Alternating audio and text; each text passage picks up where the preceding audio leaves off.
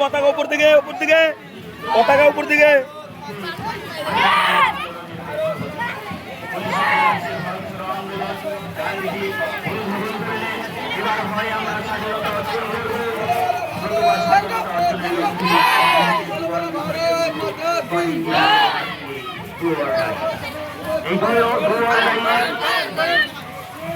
যে আন্দোলন, ভারত ছাড়ো আন্দোলন, গান্ধীজি ইংরেজ সরকারের কাছে ঘোষণা করলেন, আশা রাখলেন ইংরেজ সরকার ভারতবর্ষকে তোমরা ঈশ্বরের হাতে সমর্পণ করে ভারতবর্ষের প্রতি দায় হও।